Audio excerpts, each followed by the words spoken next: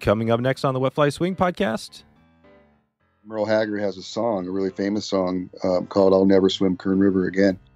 We don't know if it was his wife that he lost in the Kern River or his dog, or, there's all this kind of hearsay that goes on with that.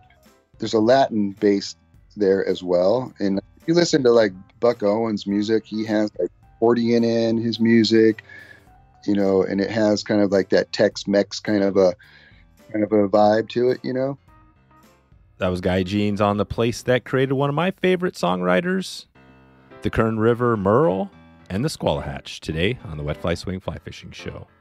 Welcome to the Wet Fly Swing Fly Fishing Show, where you discover tips, tricks, and tools from the leading names in fly fishing today. Hey, how you doing today? Thank you for stopping by the show. If you've been listening to the show for a while and been enjoying it, we would love a rating and review. You can head over to wetflyswing.com/love, and that'll give you a quick chance to leave a rating and review. Would love if we get a chance for another 5-star review. If you have any comments for me, any ideas for shows, episodes, things like that, you can send me a message, dave@wetflyswing.com. Thank you in advance.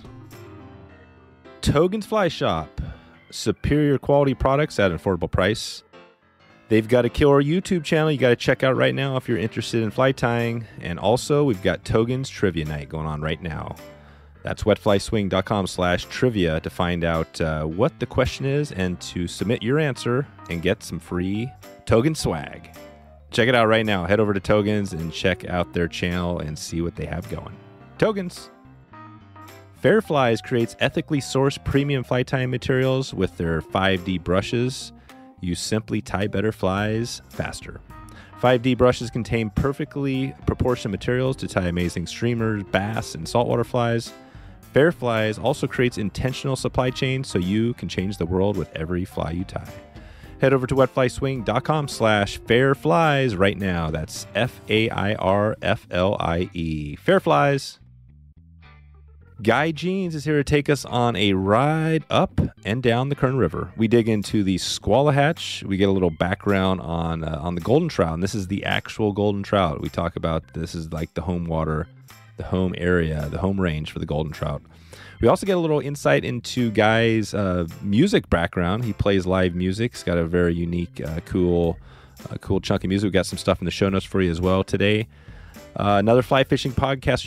I love it when I get some podcasters on the show. So I hope you enjoy this one as much as I did. Guy tells a good story, and here he is, Guy Jeans from KernRiverFlyShop.com.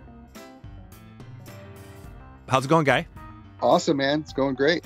Yeah, it's great to have you on here. We've been chatting a little while trying to set this up, so I always love a couple things. I love fly fishing and podcasting, obviously, and whenever I could talk to another podcaster who has a show, it's awesome. And you have a podcast we're going to talk about.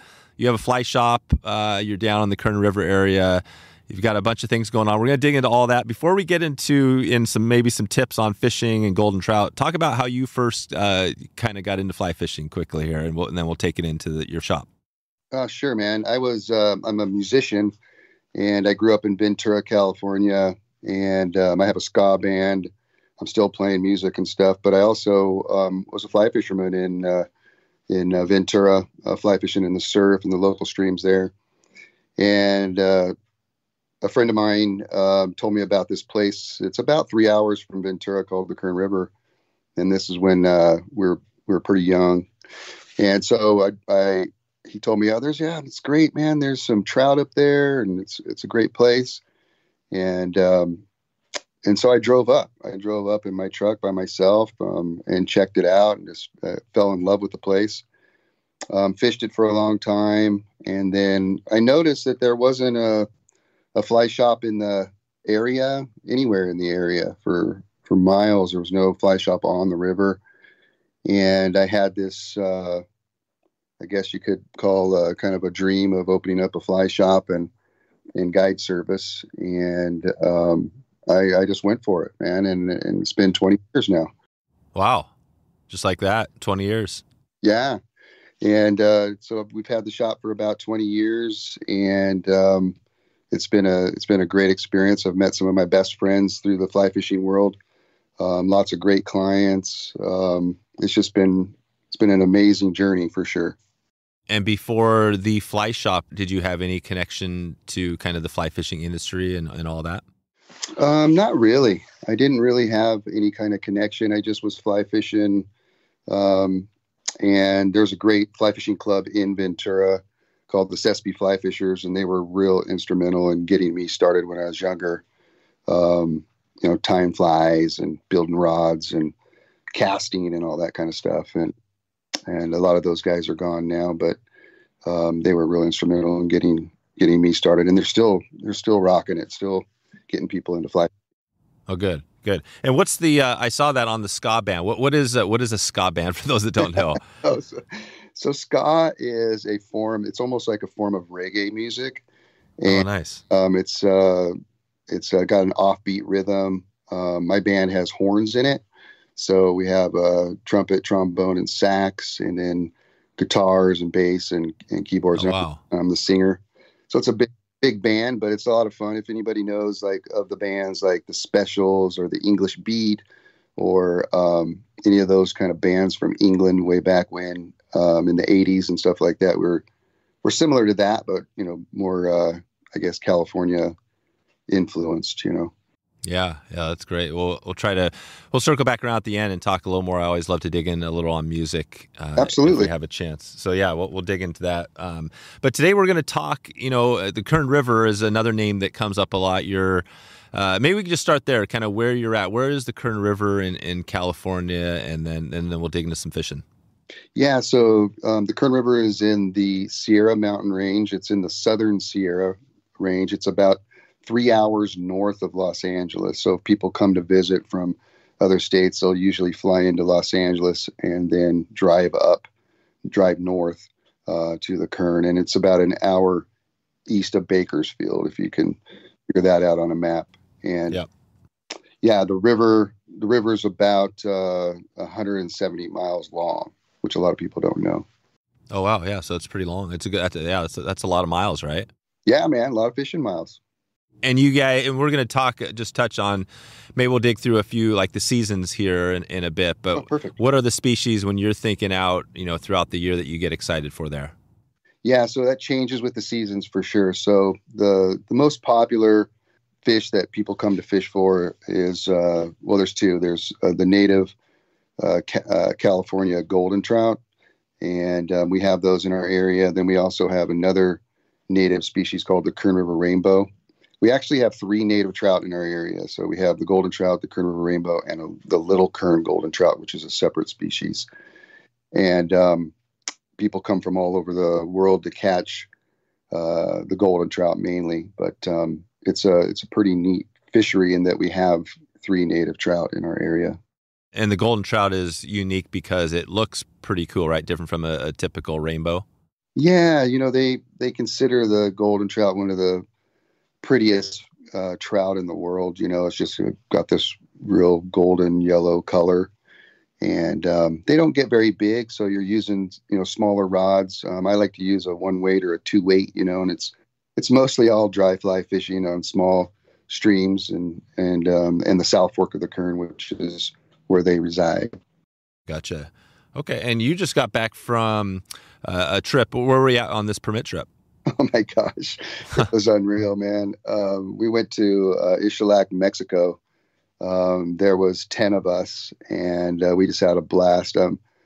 I didn't realize that, catching a permit is like such an amazing deal and accomplishment. When I went, and I just kind of tagged on this trip, just kind of almost last minute, and I wanted to catch those species and kind of experience that whole thing. And there's a lodge down there called the X-Flats Lodge, which is run by a guy named Jesse, and they do a fantastic job.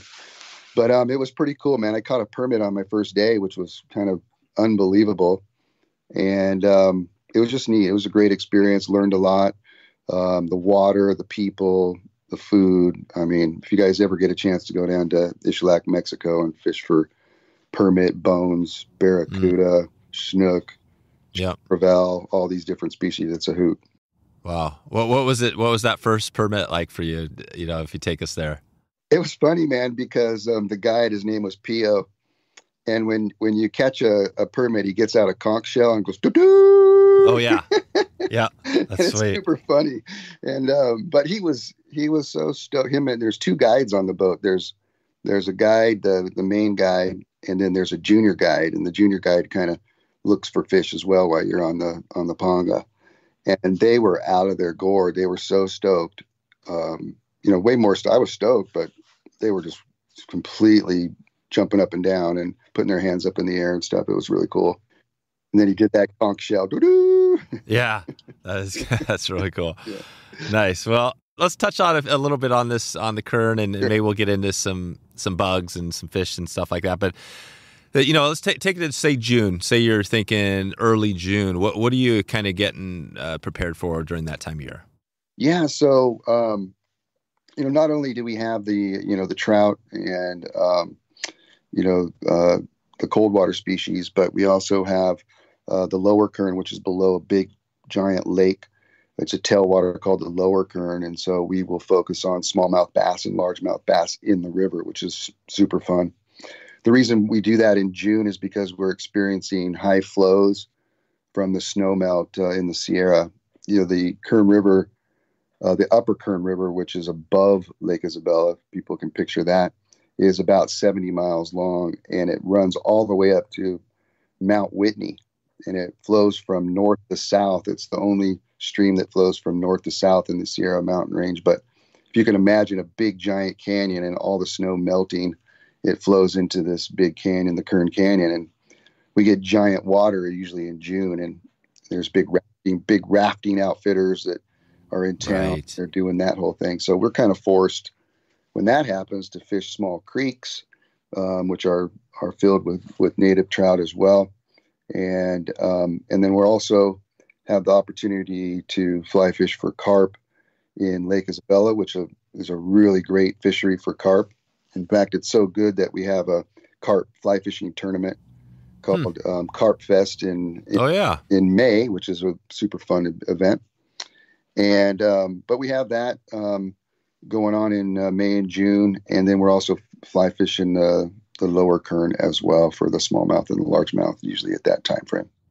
Yeah, there you go. There you go. So you got a bunch of things going on. So you got the high water that's kind of, June could be a high water, then it's slowly coming down. And then as you get into the summer, July, August, what's that looking like? Are you kind of focusing more on the trout then?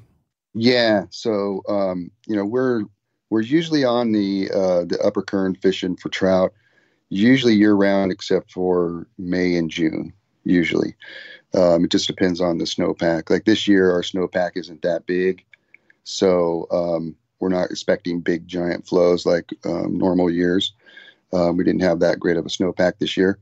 But in July and August, the flows come down, and we're fishing in the Golden Trout Wilderness, which is a really popular place for folks to go fishing and backpacking into that area to catch the Kern River Rainbow and the Little Kern Golden Trout in that zone. So we do that usually in July and in August. There you go. So you get some backpacking in, which is amazing. And is this mostly, we've had a few, I guess we've had a couple episodes talking a little bit about the Sierras a little further up north, but yeah, is it, are you doing both like still water and streams when people are up there hiking? Yeah, there are some lakes up in the Golden Trout Wilderness. And then the Kern is interesting is that it flows through Sequoia National Park. Oh, nice. Good portion of it. Then it keeps flowing and it flows into the Golden Trout Wilderness. And then it keeps flowing and then it flows into the Sequoia National Forest. And then it flows into the little town where we're at called Kernville. And then it flows into Lake Isabela. So it's a super long fishery. So there is an area of roadside access of 20 miles where you can park and fish and just fish along the road.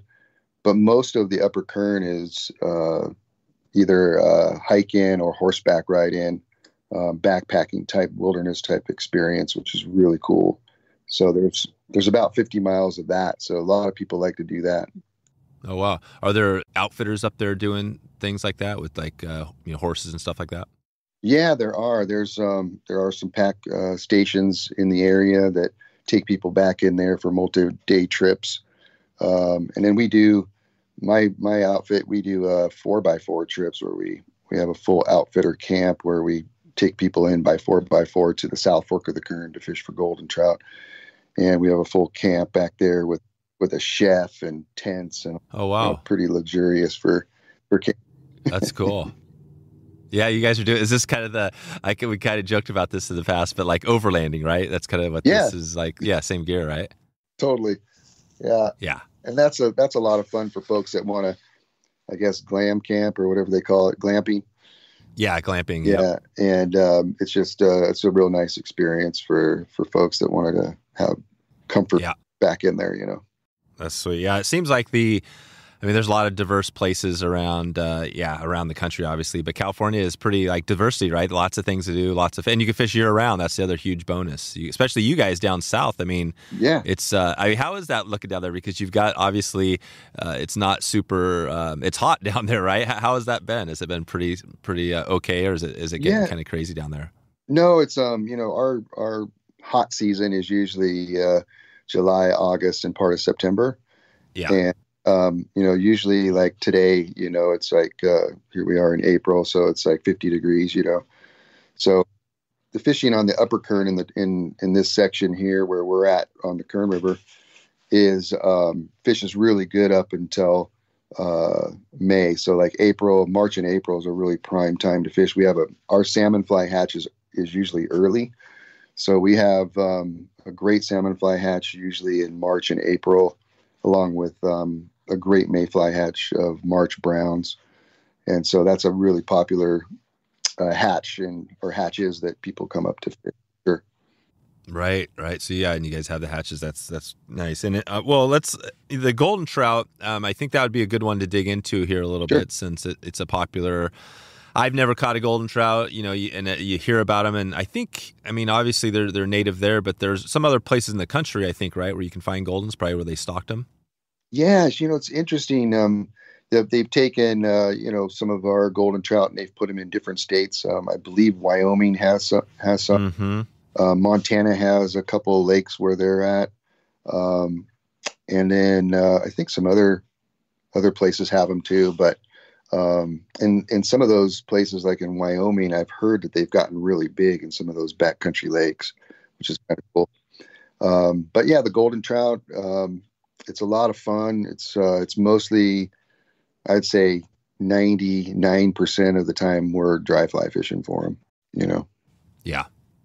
And then what else is interesting about California, which a lot of people don't know, and I'm going to talk about this thing called the Heritage Trout Program, is in California. California has 10 native trout. And it's a really neat thing. And it's unlike any other state, that we have 10 native trout, right?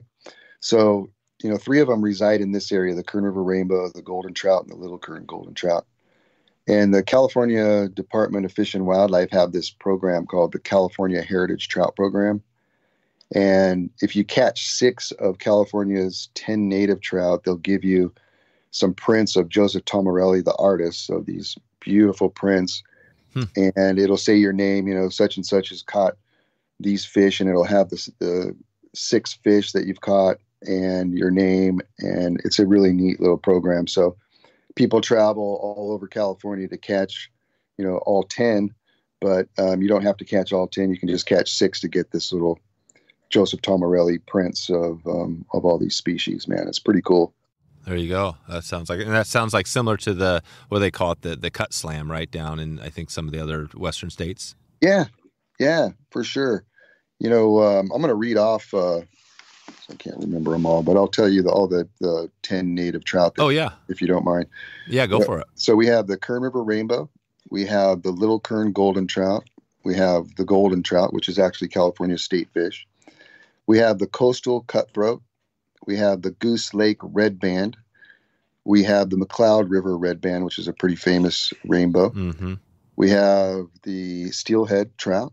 We have the Eagle Lake Trout. We have Lohontan Cutthroats and the Paiute Cutthroats. And that's 10 native trout in California. It's pretty cool. Yeah, that is cool. And the McCloud is one that really sticks out because we were talking about that off air. The McCloud, that is the strain that first stocked the Great Lakes system, I believe. Yeah, I mean, all over the world. There's yeah. Some strain of that fish for sure. There it is.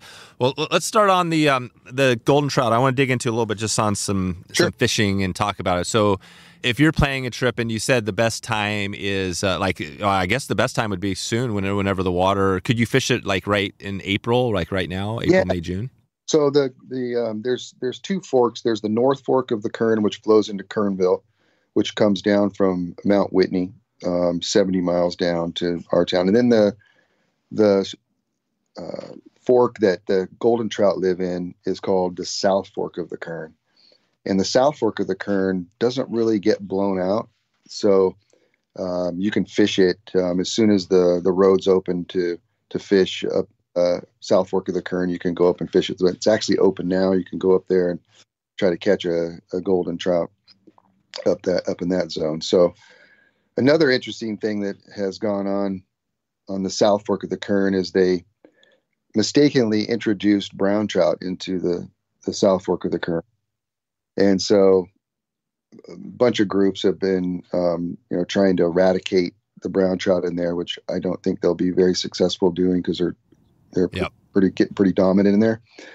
But the brown trout's favorite meal is golden trout. Oh, really? So I've been sitting on the bank before and watching a golden trout, and I'll see a brown trout just come up and inhale that thing. Oh man! So bring your brown trout gear as well. For sure. Heading up there. We'll throw mice. We'll throw mice pattern for those guys at dusk and dawn and stuff. So that's kind of fun too. So you have that option as well. Huh. What is the typical trip? Most people, like if somebody came in, today or the next few months and said, "Hey, I want to go for golden trout," what do you tell them? Do you tell them, do you say, "Hey, go up to this lake, get on the trail," or what do you say? Yeah, so we send them over to the South Fork of the Kern, which is roughly about an hour or so from the shop up in the mountains. You got to travel pretty through a windy road, going through that. But you got to go up pretty high. They're usually in the 7 to 8 feet range. You just got to travel a little bit from the shop here just to get there. Yeah. And what would somebody, once they're going up this road, how would they know do they just pull off anywhere and just hop out and there's kind of golden trout everywhere? Or what would you tell them? How do they find some fish? Totally, man. I mean, the tributaries that flow into the South Fork of the Kern, most of them have golden trout in them. And so you could be driving along the road and see a little stream and just pull over and go for it and probably catch a golden trout that way too. Or you can just keep driving where you can't miss the South Fork of the Kern because it's a little bit bigger stream, and you can just park and walk up the stream, upstream or downstream, and fish from there. No kidding. And what's the technique wise? What's the best way to go from? Are they on the surface or under? Or what are you doing? Yeah, so it's mostly dry fly fishing, fishing from downstream to upstream. They're super spooky. They're wild, so you got to make a nice presentation to them, not slap the water.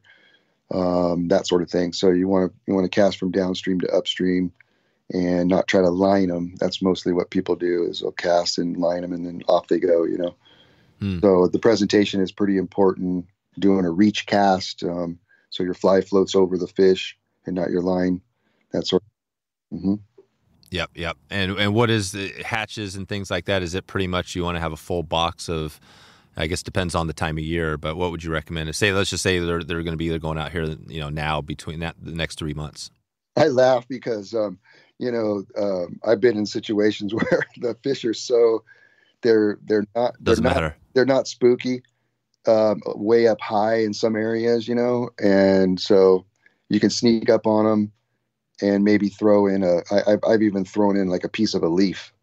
Oh, right. Eat it.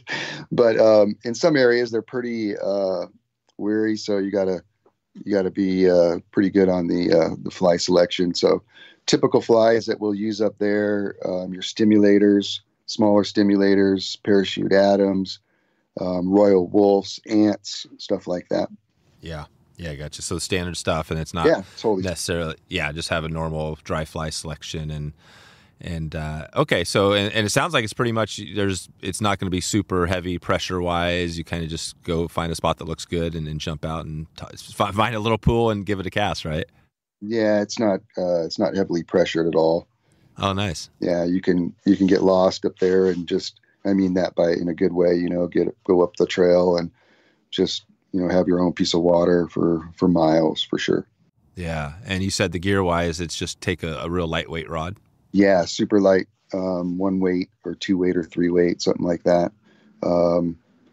That's all you really need. The fish don't get very big. So it just makes it kind of fun when you have a smaller rod like that for sure.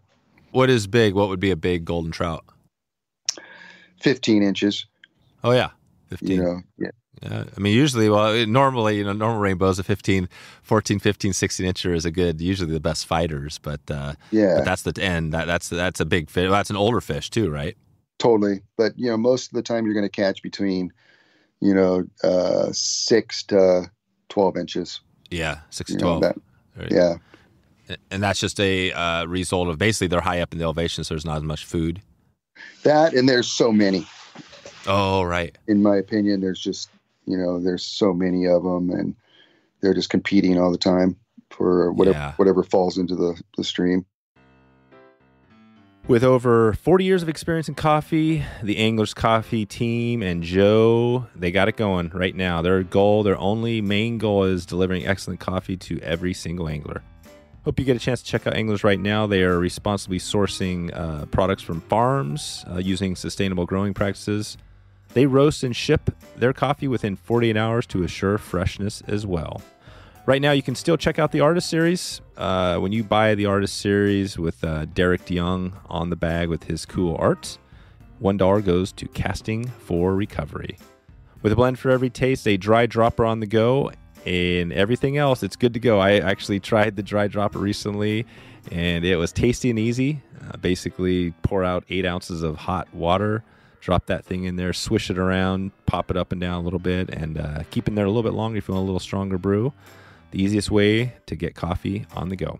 Check out Anglers right now, wetflyswing.com/anglers. That's ANGLERS. Anglers Coffee. Make change today.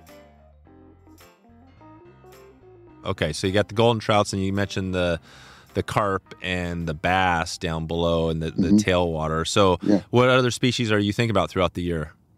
Yeah, so most popular fish that we catch all the time is the Kern River rainbow, which is in the North Fork. That's what a lot of people come up to catch because they get bigger. They can get up to 20 inches in the main river here.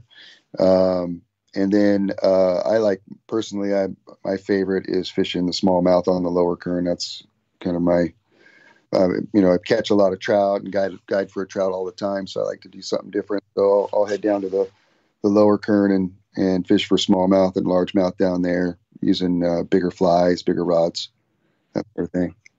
Is that we've had a couple of those as well. Tim Landwehr was on, we talked a lot about like surface bugs and things like that for smallmouth. And he mentioned how, in the last 20 years, it's really gotten more popular where, 20 years ago, nobody was doing it. And now it's a popular thing. What's it like in California? Are there a lot more people doing the smallmouth now? I'm trying, man. I'm holding smallmouth clinics on the lower and kind of introducing people into it. There's more people doing it for sure. But sometimes it's a hard sell because people want to catch trout. But some people are pretty open-minded and let's go check it out, and we'll head down there. We can float it too. So we'll float down there and that's kind of a nice experience as well. Just, floating the river and casting to the shore. Oh, right. Banks and stuff. What do you guys use in drift boats? No, we have to use pontoons. Just because of the structure of the river. Right. You're banging into stuff. Yeah. It's a pretty intense freestone stream, so we have to use that so we don't wreck. Yeah. Have you guys ever dumped one of those pontoons? No. Luckily, no. That's good. I kind of try to keep it in the class, up to class 3 zone. I don't like going over that. Especially with clients. I try to keep it in that zone. I don't want to scare people, No, I know. I've been in a few tricky spots over my years in a raft in whitewater and fishing. And it's never, it only takes a second. That's the thing. It could go from like totally fine and then you're pinned up against a rock in like a split second. So it's kind of crazy. We have this really funny thing on Instagram called Kooks of the Kern, and it's just funny things that people do on the Kern River. You know, whether it's wrapping a kayak or stuff like that. It's just super funny. Well, this guy stopped at the shop, and he had this drift boat. I mean, it was a high dollar drift boat. Mm-hmm. Maybe like $10,000 or more. I'm not sure, but it was a really nice one. It even had a trolling motor on it, and it was ridiculous. And he came in and he was adamant about drifting the river in this drift boat, and I'm saying, no, man, you can't use a drift boat in this river. Oh no, man, I do it all the time. He says, I go on this river and that river and this and that. And I'm warning you, man, don't do it. Yeah. And he put it in, and he bottomed that thing out, and the water filled it up, and he got stuck on a rapid, and it was bad news. He did. He dumped it. But he made the Kooks of the Kern on Instagram. Wow. Is there a photo of like his boat full of water, or just? Yeah, it's awesome. Oh, no kidding. Yeah. It's great. It's great to look at. Oh, wow. Okay. We'll definitely put that in the show notes. Again, the drift boat is an interesting thing, because the drift boat is, we did a whole series on drift boats here, a mini series on the podcast. Yeah. So we have a lot of the history and stuff, but yeah, I mean, the drift boat's great because it's more maneuverable than rafts and pontoons, but obviously it's a hard boat. So if you run into a rock, you can get into some danger. Yeah. That sounds interesting. Yeah, so I know, and like I said, it could happen. I've been in situations. I've never dumped a drift boat, but I've dumped a raft before, and it's a weird feeling when you're upside down floating and all your gear's floating up behind you. Yeah, that's never a good feeling. No, or you lose your clients, Sage rods or Winston rods or whatever. Yeah, not good. Exactly. Yeah, that's where the insurance comes in. So, okay. Well, this is awesome. I mean, you guys. So on the bass, so the smallmouth bass, are you able? Are they good to eat? I don't eat them, but some people, I guess do. But most of it's all, we promote the catch and release thing down there. Yeah. The smallmouth bass, come from back east, and they introduced the smallmouth bass into our lower Kern in the 1940s, and they've done really well, and they've maintained a really good population down there, and it's just a lot of fun, man. If people haven't caught a smallmouth on a fly rod before, you got to give it a try. It's a lot of fun. They pull hard. Exactly. Yeah, they're real aggressive, and that is cool. So you mentioned the Kern, so the lower Kern, and I guess was it the North Fork where you're getting some of those bigger rainbows? Yeah, so folks will come up to target those, and we have a wild trout section, which people like to hike into and fish. It's kind of more of a wilderness type experience, and the fish get bigger there. They're really focused on the hatches and the bugs in the river. So we're mainly a stonefly stream, so we fish a lot of golden stonefly patterns, black stonefly patterns, or the salmon fly nymphs and stuff like that. We do a lot of nymphing on the North Fork, although we do have great hatches as well. So all the nymphing techniques work fantastic. We swing flies, we strip streamers. We have brown trout as well in the North Fork, so occasionally we'll catch those. They're rare, but we do still have them in the system. And we also have Chinook salmon and kokanee salmon in Lake Isabela, which do runs up the North Fork as well. Right. Yeah, you get it all. That's the take home. So, and if we keep on this tour, we've got, into the summer, things are getting hotter. So what does it look like as you turn the corner and you're looking more towards the fall? What are you guys getting excited for? Like the fall fishing, like I think a lot of places, is always awesome. On the Kern, we have the leaves changing, the weather's changing. In the summertime, we're trunking it. We're just wearing our whipping boots and shorts, But as it starts to get colder, we're back in waders, and, the leaves are changing. The fish seem really happy. Water temperatures kind of come down to the 55, 60 range, and everybody's happy. The fishermen are happy, the fish are happy, everybody's happy, and it's a good time, and great hatches in the fall. we just have a lot of streamer stuff too that we like to do as well. Oh, okay. Streamers is this for browns or for rainbows? Both. Both. Yep. And this is on again. Is it in the fall? Or are you thinking? I'm trying to remember now. So the Kern, the main stem. This is This would be the main stem Kern River. Yeah. Where you guys are hitting some of these. I'm just picturing you kind of stripping streamers, or is that kind of what it looks like? Why don't you take us there for a minute? How does that look in the fall? What you go out there any given day. I guess it depends if there's a hatch going on or whatever. But what are you bringing out for gear? Well, we have deep water.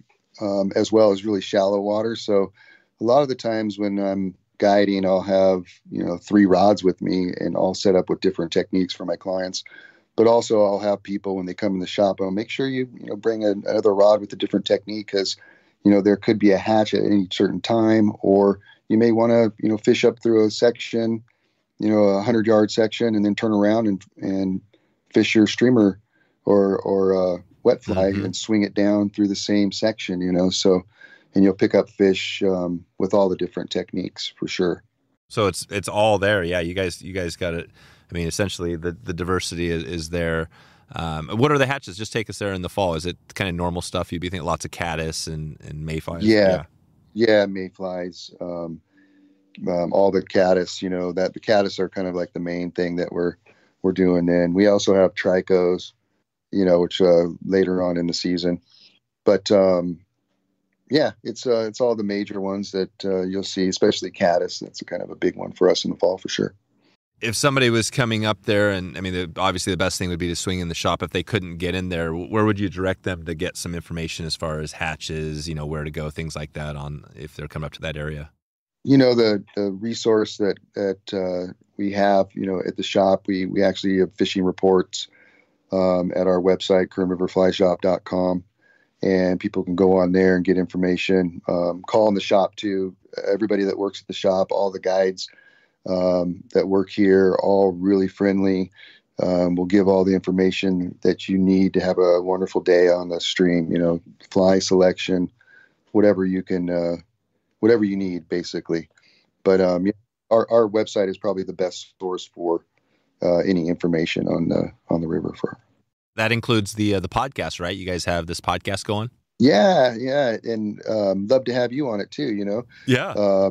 The podcast is called the Kern River Fly Shop Podcast, and it's what I on my podcast. I have people from Fish and Game Wardens to musicians to bass pros to fly fishing experts, and just a variety of stuff that I'm interested in. And, it's cool having the podcast, and, you learn a lot.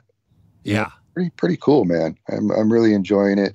And, we also have a guide roundtable on there too. So once a week or every other week, we'll have all the guides talk about what's going on the river, the hatches, the techniques that they're using, all that kind of stuff too. So it's a good information for this area. That's a good resource as well. How did the whole podcast thing come to be? I think it was just me thinking, I'd like to try doing that. And yeah, I guess you're a musician, so the microphones, right? You already have that sort of stuff. Yeah. And then that's what I would love to have you on my podcast. I'd love to talk to you about stuff like that, Yeah. Which would be really cool. And your podcast and how you started too. But yeah. So my idea of just, having friends on the podcast and just BSing really, and just having a good time talking about different stuff. Some of the well-received podcasts that one of the best received podcasts I've had was the Fish and Game Warden that we had on, and just his stories of, all the poachers and all that kind of stuff is super interesting. And he's by himself. It's really sad, but he's by himself, with these people with guns. I know. Yeah. It's pretty crazy. No, it sounds amazing. I mean, I remember it reminds me of a book I read many years ago called Wildlife Wars. And it was about, I think it was a California California game warden Or, and he told all of his stories, and it was so riveting, like just like you're saying, there's these stories of him infiltrating some poachers out hunting. And yeah, I mean, that's legit, man. These guys, I mean, they have guns. It's a pretty tough job. Yeah. There's one story on there where he was telling me that he was by himself and he would pretend that he came up on some gang members that were fishing on the river, and he knew they didn't have licenses, but he pretended like he had backup, like he would talk into his, yeah, I'll be right there, man. I'm just going to talk to these guys real quick, Oh man. Yeah. And these guys, we're not good guys, No, that's the weird thing about the funny thing about it, kind of funny, is the outdoors. I mean, even the criminals, everybody loves, there's lots of people that love the outdoors, including like, convicts and stuff. That's the crazy thing. So you never know. Although obviously it's, you're never worried about stuff or it's pretty safe in the outdoors. You do occasionally hear about some weird random stuff that happens. Yeah, for sure. He had so many stories, man. It was cool. One of the other things that I wanted to talk to you guys about too, or talk to you about, excuse me, is that we are so close to the ocean too that we actually fly fish in the surf here as well. So we host trips on fly fishing in the surf for a fish called a corbina. Oh yeah, and surf perch and leopard sharks and that sort of thing. So we're so close. I grew up doing that, so I'll do trips over there or hold clinics, fly fishing in the surf clinics over there. And that's just kind of a cool option as well. During the wintertime, we'll do that quite a bit. Yeah. I'll put a link. We had an episode 219 with Al. I'm going to get the name, his last name. Al Q. What's that? Al Q. Q.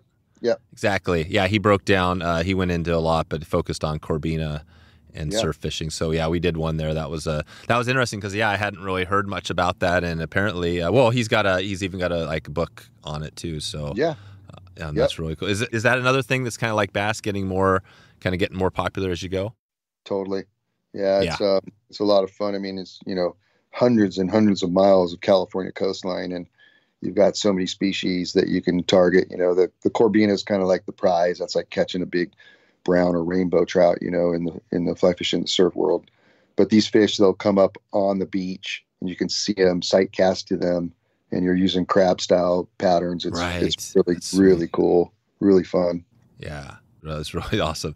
Almost too much good stuff going on there, which is great. I wanted to just go back to the podcast really quick there, because I'm just curious always how people are doing it. So you got your episodes you're the host, and are you doing call-in stuff, or are people coming into your studio? Yeah, I just had Simon Gosworth on the podcast, so I had to do a call-in with him. But yeah, there's a few call-ins, but then I'll also have people just come up. They'll come up into and actually have like a studio next door to the fly shop, and we make it real nice. We have some beer and drink stuff, and then get right into having a good time and get some food, and it's a kind of like a fun social thing that goes on for sure. Exactly. I think I'll have to hit you up, maybe swing by sometime. I'm up north, but yeah.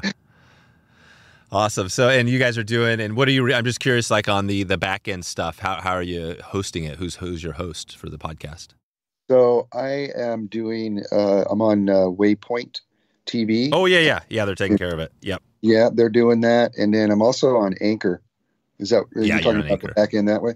Yeah, exactly. Who's your files are going into Anchor. What about you? I do, I've used Libsyn forever. They're like one of the oldest podcast hosts, and Anchor I think is better now because it's owned by Spotify. Yes. And but typically, just to get nerdy on a little bit, all the free hosting platforms, typically it's not a good business model, so they've all kind of gone out of business over time. But yeah, because Spotify is doing such a great job with podcasting, they're putting a lot of money into it. I mean, obviously they bought Joe Rogan, right, for like $100 million. Yeah, that's great. And so there's these podcasts, as podcast continues to grow, there's a lot more money in it now. But But yeah, so I think Anchor's probably okay because it's Spotify's got it under control. But that always worries me whenever it's free. That's tough. But so Libsyn's good. I always love to give a shout out to Buzzsprout. We use them for another podcast that we do. But yeah, it's mainly get something, get going. I always like to tell people because I love to see new podcasts. It's really easy.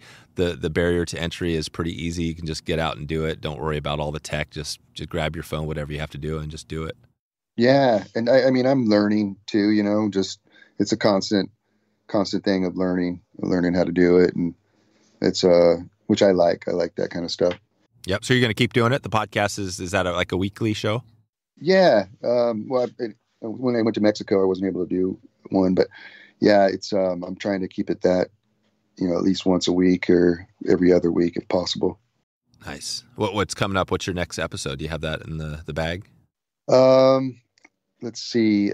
Nope. I just have, I do have a bunch of, folks that I want to get on it. We're just trying to schedule it kind of like you and I trying to get that in the books. But, the next one will be a guide roundtable that was real easy for us to do real quick. Yeah, perfect. Okay, good. Well, that's good. I'm glad we had a chance to kind of check on the podcast a little bit. I'll put a link out to some of your, the show there in the show notes.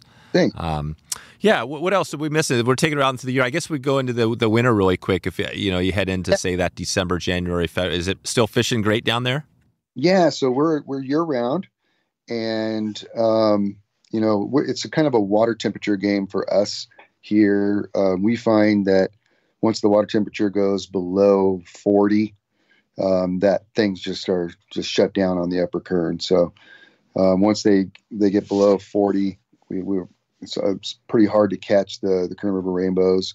But once it gets into that 45 range, which this winter we kind of stayed in that range, that 45 degree range, and so the fishing through the winter was actually really good this year. Mm-hmm. But we do have options as well. So when the water temperature gets too cold on the upper, we'll go down to the lower Kern, which is the tailwater below Lake Isabela, which flows towards Bakersfield, and that's usually 10 degrees warmer. And there are trout down there as well, so we'll focus on those fish as well. There you go. So, and it continues year round. Year round, yeah. There's always somewhere to fish, some species to catch in the Southern Sierra for sure. Yeah, and that's right, the Sierras. What is you mentioned Bakersfield? I'm always interested in the music. That's why I kind of love your background. It's I have I've always loved kind of some of the old country, like Merle Haggard. You got all these kind of old school guys, and obviously he's got a connection out there.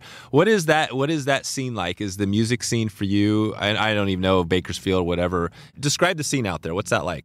Oh, for sure, man. Thanks for asking about that too. It's a really cool subject. So. Coming from Ventura, I come from the beach scene, I was a surfer kid, played the reggae ska music. And where is Ventura in relation to LA? So it's an hour north on the coast. Yeah. So perfect. It's, if you cruise up the 101 freeway, it's about an hour north and it's close to Santa Barbara, California. So, growing up in, Ventura, I was in that scene. It was kind of in the ska, punk, reggae type scene, which didn't really know anything about the country music scene at all, really. I was kind of immersed into that growing up. What year was this, by the way? Sorry, just sure. Rough when you're... So this would be like the 80s and 90s.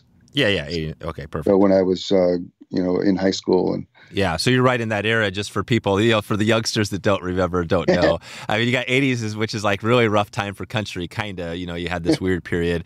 There was some good stuff in it. And then the 90s, you kind of got into, I guess, depending where you're at, but like the whole grunge, the grunge, right? Nirvana, that whole movement was huge. Yeah. But you're in this whole other neck of the woods with the kind of a different type of, right, the ska, which I don't know much about. Yeah. So that I was immersed in that, and then eventually moved up to Kernville, and having the fly shop, I would meet people from Bakersfield. A lot of my customers are from Bakersfield, and then meeting some of those folks and hanging out with them actually in Bakersfield, and just that sort of thing. I had no idea about the Bakersfield sound or the Bakersfield music style or anything like that. And so it was really cool to get immersed into that. And so a lot of my friends, families are in that whole world.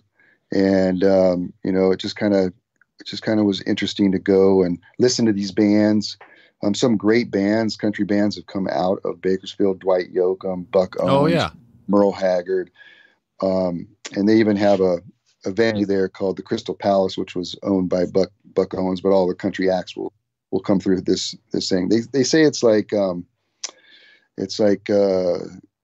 what's the country town that's real famous? In Texas. Yeah. So they say that Bakersfield is that on the west, which it is. Is that on the west? Right. Yeah. Right. Nashville. It's in Nashville. Yeah, Nashville. Yeah. Yeah, and that makes sense because the Merle, I know Merle, and I Dwight as well, but I know Merle so well. I've been listening to him since I was a little kid, and it's such a style. His style was so unique. It was, have you seen that country music, the PBS special? Yeah, I did. Yeah, it's like a long. That thing is amazing. It goes through the whole history of the country music, just the whole history of country music. Yeah. But I mean, Merle was gigantic. He came out of nowhere in the Bakersfield scene, right, and just blew everybody away. And he's still, I'm sure, one of the most famous country musicians ever. And it's interesting. And so what would you attribute that? Why is Bakersfield? Why is it that hot place when you look where there's not much else around, as far as country? Yeah, I mean. Before I forget, Merle Haggard has a really famous song called "I'll Never Swim Kern River Again." Yeah, that's right. And he, talks about it's kind of a hearsay, but he talks about it. We don't know if it was his wife that he lost in the Kern River or his dog, or there's all this kind of hearsay that goes on with that. But it's the sound is I think there's there's a Latin based there as well. Oh, right. You listen to like Buck Owens music. He has like accordion in his music. Yeah. And it has kind of like that Tex-Mex kind of a vibe to it, I'm no expert on it, by the way, but I just... No, you're right, though. I think you're onto something. I think that's part of what it is. Yeah, it's not just a Nashville. In fact, Nashville kind of to its detriment. I mean, I'm not a huge music buff, but I just know the history from watching the PBS special. But that's the thing about Nashville is it's Nashville. There was a certain sound they were going for. It's Nashville. And like a good example is Willie Nelson, another one of the highwaymen, right, in that group. And Willie Nelson at the time was struggling back in Nashville. They wanted to wear a suit and do this Nashville style. And eventually he sucked. He sucked there. And he said, screw it, I'm going back to Texas. And that's as soon as his whole career turned around. And he just said, I'm going to do my own thing, my Texas thing. So I think that's the struggle. The bad of Nashville is that it's that. And maybe the good of it is obviously there's lots of good. But I think that's the same thing for Kern, right? That area, or Bakersfield. Yeah, Bakersfield is, you wouldn't know it, but it's very country. It's a very, very country big. I mean, it has all ethnicities there, but there is a big, strong country influence there for sure. I mean, people wear cowboy hats, and they really enjoy that lifestyle. And there's farming. There must be farming around things like that around the area. Oh, big time. Yeah, the whole Central Valley is big time farming community. Yeah, that's it. It sounds cool. I love the diversity always. Thinking of places like you got the mix of, kind of all the kind of influence of Mexico. You got this, the cowboy culture. Then you got just California, which has its own unique thing, right? I mean, California there's not much else quite like California. Right. So I don't know. It's interesting to me. I always love hearing these stories because not living down there and just being on the outskirts, it's fun to dig into it a little bit. Yeah, it's interesting. And going back to the music is, I really didn't listen to, country growing up and stuff. I listen to it now, but the songwriting that these guys, the songs that they write and the melodies, and I'm like, man, this stuff is actually really good. It's really, really good music, and that got me really even more interested in it, being a songwriter myself and listening to their songs and the lyrics and just the way. And you mean like Merle or just the country folks? Yeah, Merle for sure. All of them, all the country artists that have come out of there. There's another really famous band, not country, that came out of Bakersfield called Korn. Oh, Korn, yeah. Yeah, Korn came out of Bakersfield, and the Swingin' Armadillos. That's another band that's come out of there. There's a really popular ska reggae cumbia band that came out of Bakersfield. They're still around, called Mento Buru, and they're another, like a local band, but kind of bigger than local.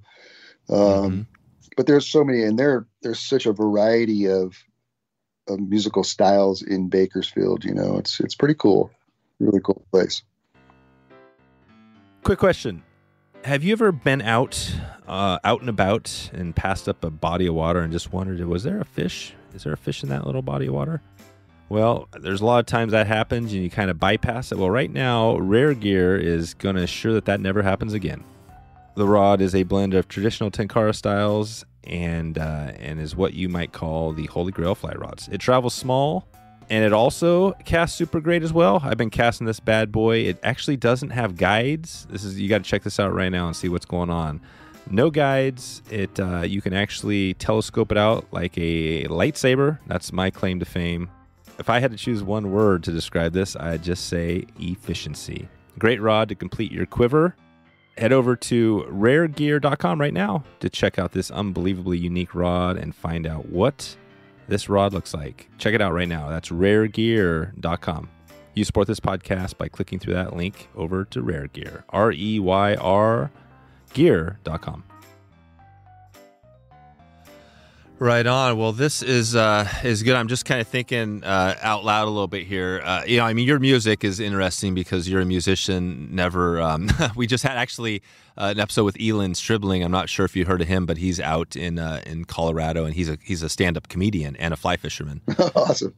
Yeah, and so we dug into it, kind of similar to this. We got into more on stand-up and started to hear that, and it was really interesting because he's got this passion for it, but he described what it was like getting up on stage and going multiple, like 10 shows in a row without getting a laugh. And yeah, you know what I mean? I'm like, wow, that's so. But for you, I mean, you're out here writing music, you're singing. God, take us to the stage. What is that like when you're a musician in front of a crowd? I'm not even sure how big these crowds are, but it doesn't really matter, right? I mean, what's that feel like? It's awesome. I've played for, big audiences, and I've played, small venues, and, the feeling of being up in front of people. I think the coolest thing is when you look out in the audience and people are actually singing your songs, or they know your songs, and they know it. Yeah. And, so that's kind of a neat feeling, getting up on stage, as long as you're rehearsed and the band's tight, I think it goes pretty smooth, I got something really nervous happening for me tomorrow. I'm going to be on this huge radio station called KLOS, on the show called the Heidi and Frank Show, and they're gonna be reviewing my two of my songs on live air, and it goes out to like thousands and thousands. Oh wow! Of people.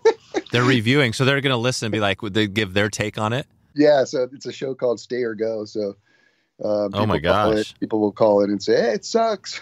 Oh wow, that's intense. Or they like it either way, or they like it. So it sounds like a nerve-wracking thing for sure. Totally. Is that more nerve-wracking, or is for you guiding more nerve-wracking? Good question. I think it goes the same way. I think there's always a little bit of nerves, before you go out on a guide trip, because you want to do your best. And you want people to have a good time and catch a fish or two, so that's really important. So there's always that nerves of in the morning time, and compared to like, going up on stage in front of a couple thousand people, it's very similar. You want to perform good, and you want to make sure that you're good to go and everything right, so it's very, very, very similar feeling for me anyways. And the similarity being, if you were, say, on a fishing trip, the fishing trip sucks and your client maybe doesn't catch a fish, right? That would be the worst case scenario maybe. And then what would be the comparison on the music end to that? Well, I'll tell you a story. So we were down in Mexico, in San Felipe, Mexico. We did this tour with some other bands, and we were playing the spring breaks down in San Felipe, Mexico. And we were playing this huge venue. It was a couple thousand people. And, everybody there at spring break is just hammered, And so we go up on stage, and it's this huge crowd, and the electricity kind of surges and blows up a couple of our amps. Oh God. And so we're stuck up on stage, with kind of blown amps, and the crowd's going, "What's going on?" That kind of stuff. Oh man. How'd that one end? They figured it out where we borrowed some other bands' amps, and we were able to keep performing. And it was a whole bunch of shows we did down there too, so we had to keep borrowing people's amps and stuff. Oh wow. But that was a pretty wild time. There's lots of those kinds of stories, But that's kind of a spooky thing when that happens, and got all these folks that want to party and hear some music, Yeah. Yeah, that's intense. And so your time, you got this fly shop going, you got the music. Is that pretty much splitting up all your time, or what else do you have going on out there? Yeah. So we're constantly in the studio recording. By the way, my band's called the Stoneflys. Oh, it is. So there you go. Yeah, I saw that, the Stoneflys. So literally that just how it sounds. Yeah, Stoneflys. Yep. Yeah. So we got have that going on. I do some different, like I'll do commercials and stuff, down in Hollywood for like they need a fly fishing guy in the back. Oh, no kidding. I'll do that. I worked on a movie with a dude named Christian Bale, who's an actor. Oh yeah. And he did that movie called Vice, which he's playing Dick Cheney. Oh, right. And they needed a fly fishing consultant on that, and teach Christian how to cast because he was playing Dick Cheney in the movie. Yep, that's right. So they actually they came up here and they filmed all the fly fishing scenes, which they cut a lot of it out, but they spent 3 days up here filming Christian casting and fishing, which was awesome. And he gained, which was crazy. He gained like an amazing amount of weight, to play like Dick Cheney, which is crazy. No kidding. He looked like him. Totally. Yeah. Yeah. And then that was cool. So that was a cool experience. So I do stuff like that on the side, like scouting, for if they need like a place that looks like Wyoming where Dick Cheney grew up or stuff like that. And that's like cool. A little side gig that I'll do. Yeah. That's kind of fun. And then just the podcast, the shop, the band. I've got 2 daughters, so that keeps me busy as well. There you go. Yeah. There you go. Full load. This is good. Yep. Well, let's take it out here, heading back to the Kern. So we've kind of gone through a little season. We've gone around, and we're in through the winter and kind of coming back to the spring. Anything else we should know about, like if let's just think if somebody's going to be planning a trip right now, what would you tell them to get ready for if they want to head to, maybe they're even going down to LAX and they just want to go drive up for a little bit of fishing. Is there any other words of advice you'd give them? Yeah. You mean like season wise or yeah, like what would be, if you had to pick, what would be the one, if you had to say one best time to come there and say, I don't know, say go for those golden trout, what would that be? Yeah, I would come up in May or June for the golden trout. Okay. You can fish them in the fall, but water's starting to get kind of low. The water doesn't get completely dry, but it just gets low. But May and June is really, really good for golden trout. The fall is awesome for Kern River rainbows on the main upper North Fork. And then the summertime is fantastic for the carp and for smallmouth bass. Yeah, that's it. And then when are you hitting the surf? I can't remember. What's the time there? Yeah, I'm doing the surf year round. You can do the surf year round, but the corbina tend to show up in the July. I mean, that's like a really good time to sight fish to corbina is in July. So the Ventura coast and the Los Angeles coast is a great time to fish for corbina for sure. Okay, perfect. And just give us you mentioned a couple of flies for those golden, some standard stuff, small stimulators, things like that. What would be a couple if you said just you're out there guiding? Do you actually guide for golden trout, or is that something that just people go on their own and do? No, we do guide for golden trout a lot. And that's just, we'll take people to places, and a lot of people don't know how to fish for them because sometimes they'll go up there and I go, man, I was trying for them, but I couldn't catch them, and they're maybe fishing downstream, and every fish when you're walking downstream can see you, so they spook out, So just little techniques of, fishing from downstream to upstream and presentation, helps them out, and they can kind of helps them figure it out, Yeah. So that would be the tip. If you had a tip or two to give somebody if they're out there for Goldens, one would be fish from downstream to up. What else would you tell them if they're struggling to find, to get a fish? Stay hidden, be stealthy. Don't move too fast. Be quiet when you're walking on the bank, all that kind of stuff. Presentation, good cast. What are you using for your leader setup? Is this a really light leader? Yeah, really light leader, and typically a little bit longer, so you're not casting your fly line over the top of them. Like a 10 over 10 feet, something like that. Yeah, 10 feet would probably be perfect. And 6X is usually pretty standard. Yep, 6X. And are you using just single, or are you putting a dropper, multiple flies on there? No, fishing for the golden trout, very rarely do we put a dropper. It's just mostly dries. They're so opportunistic that if you get it in there and you make a good cast, they're going to eat it. They're going to eat it, right? Get it within whatever you think. Are you out there seeing them, kind of coming up and rising and eating and casting to a fish, or is it more like you just see a good spot, cast there and cast around? Mostly it's sight casting, so you're seeing the fish. Oh, that's awesome. Yeah, prior to catching it, so you're looking upstream. He'll come up and eat. You can sit there and watch him eat a couple times, and then you can get into your position to get a good cast. A lot of the times we're sneaking up on them where they can't see us, and we're casting over the bank. Like our fly line's still on the bank, and our leader just lands in the water, so we don't spook them. Yeah, exactly. That sounds amazing. Sounds like another species got to add to the list for sure. It's fun. It's a fun one. That's good. So here's the random one before we get out of here. So you've got the guy, you're obviously pro, at the fly shop. You got the musician stuff. What else would you be going pro in if it wasn't either of those two? Oh man, that's a good question. Or maybe what is that hobby maybe you have, or what is that thing in the past you've done that maybe you thought about? For me it was the NBA back in the day. Basketball was my thing. But that didn't happen. You know what, man, is I'm doing it. Oh really? I'm doing it. Yeah. Like I don't feel like I work, if that makes sense. Like I come to work and I have this fly shop and I'm on the computer and I'm doing the marketing and I'm doing all that, but I enjoy every minute of it. So you love that end of the marketing piece, all that stuff, all the, everything that's involved there. And I'm not sure if you do all that or how that works. I do. And I've kind of, I guess, owning a fly shop, you kind of have to learn how to market and you have to learn how to merchandise. It's all these different jobs all in one.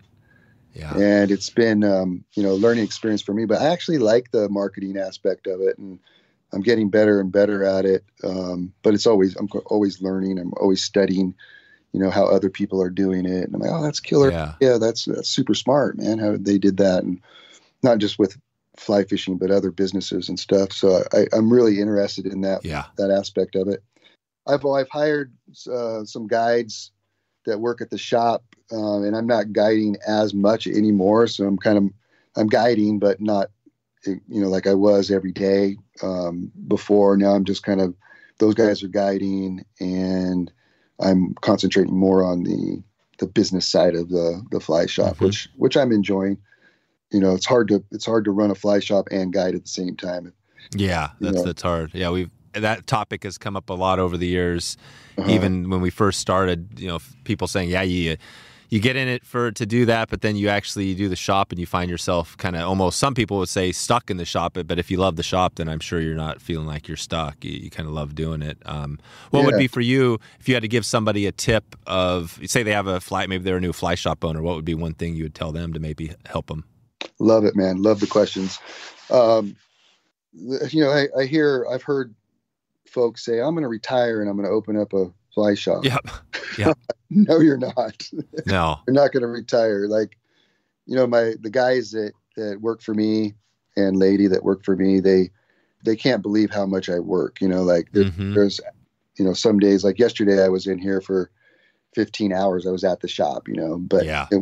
That's what you have to do to do it. So if you're planning on opening up a fly shop, plan on working your, off. Yep. To get it to where it actually runs, and it's a lot of trial and error for sure. Like for me, one of the things that was really difficult in the beginning was, knowing what to order and how much to order, and and I would order stuff and it would be like way overkill. Like, oh my God, what am I going to do with all this stuff? And then I'd have to discount it all, that kind of thing, So it's an art that just buying the right products and knowing what's going to sell and all that is an art in itself of, owning a retail business. Yeah. And that's part of the difficult part. And then you got the, dealing with customers and, making your customers happy and, all that kind of stuff. Yeah. That's awesome. There's so much to it. It's really cool. I love hearing the fly shop stories. It's always something that's super interesting to me, especially when you talk to people like yourself that are so passionate about it. You love it. And it's the business. I mean, the fly shop is literally the fly fishing is known for. It's such a cool thing to have local fly shops, right? That's the amazing thing. Oh, for sure. I got to tell you this one story real quick. Yeah.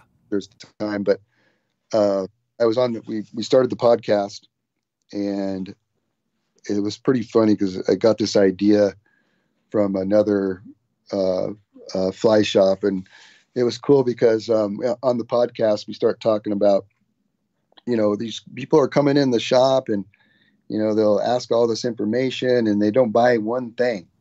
Right. And the other guides are like, yeah, man, isn't that a trip? They'll ask all this information and they don't buy one thing. They just walk right out the door, Yeah. So I started saying, I go, what do you think if a guy came in and he brought a 6-pack of beer to the shop, do you think he's going to get all the information, like where to go, the right flies and all that stuff? And the guys are all, yeah, he'll probably be hooked up.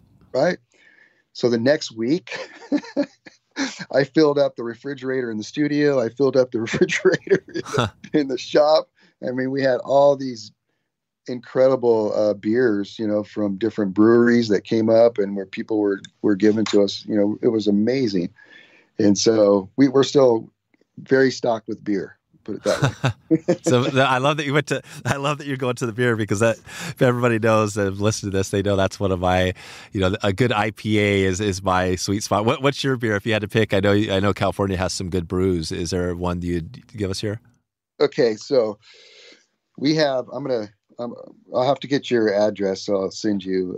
Nice. We have a brewery here called the Kern River Brewery. Oh, perfect. And they have won first place many, many years in a row at the Great American Beer Fest. Yeah. So they have all these award-winning beers, and it's this little tiny brewery that has these amazing beers, man. And they're doing. Yeah. They opened up kind of like. The owners were kind of like me. They just started the business from scratch, and it's just blown up. And in the beers, they have a beer called the Citra IPA, which is pretty famous. They have all these great beers, man. And I'll have to send you a couple, and you'll be like, oh my gosh. Yeah, for sure. I think that's one of those things. That's the awesome thing about the local. It's almost like the local fly shops. You got these brews that some of them go national and you see them everywhere, but you got a lot of these amazing brews that you never even heard of and have a great beer. So that's great. Yeah, I think I have heard of the Citra. Is it the Citra or Citrus? It's Citra IPA. Yeah, Citra IPA. It won some award, and it had this huge. It still has this huge following, and people just love it. It's delicious. There you go. Good. So we'll put a link out and give them a shout out on social if we can eventually here. Nice guy. Well, this has been a lot of fun. I always love these episodes where we take a turn and we go down some, rabbit hole of more of the, the passions. And fly fishing is just, it's like all of us, right? We're here because we kind of have that passion, but there's so much diversity in what we all do, right? Some people love beer, some people, who knows? So it's been fun chatting with you. Just give us a heads up in the next year, give or take, anything new you want to give a shout out with, kind of either the business or anything personally? Yeah, no, I'm good there, man. Yeah. Perfect. All right, man. Well, I'll send everybody out to kernriverflyshop.com if they have questions, and definitely if people are heading down to Southern California or anywhere near the Southern Sierras, definitely we'll swing in and give you a shout out. But yeah, thanks for taking the time today. Thanks, man. Thanks for having me on the show. I'm a big fan and wish the best for you. So there it is. Another one in the books, wetflyswing.com/325. 325 will get you the show notes, get you the links, and probably get you, I'm sure there's going to be a video, a music video. Hopefully we got one, a guy and his music in there right now. You can click play. And I'm pretty sure there's going to be a Merle Haggard video. If it was me, I would throw in a Merle Haggard. It'd probably be Kern River, right? I'll never swim Kern River again. That one's there. So check it out. Listener spotlight, surprise spotlight, Richard Sargent. Shout out to Richard Sargent. We're trying to put together another not episode. So Richard, if you're out there, I'm hopefully going to talk to you this week, catch up with you, see how things are going. I wanted to give you a shout out and say I appreciate your support for the podcast. Appreciate you for being a listener. And as always, anybody out there, if you want to check in with me, social media, Wetfly Swing, or send me an email, dave@wetflyswing.com. Would love to give you a shout out if we get a chance here. Appreciate your support. If you're listening right now all the way to the very end of this one, we are wrapping it up. We had a little bit of a yard work day. Wrapping up the yard work. It's always fun to get out there and do some yard work. Not my favorite thing, but it's better than probably better than work inside the house. All right, I'm inside right now, but I'm going to wrap this one up and head outside. I hope you're heading out on the water. We've got a big trip coming up, some big trips coming up this year. If you get a chance, would love if you could check in with me and let me know. Would love to get out and fish with you. We got some big trips. We're heading around the country. We're heading to the Midwest. We're heading up north. Hopefully, we're heading south and maybe west. All right. Thank you. Talk to you soon. On the water or online. Thanks for listening to the Wet Fly Swing Fly Fishing Show. For notes and links from this episode, visit wetflyswing.com.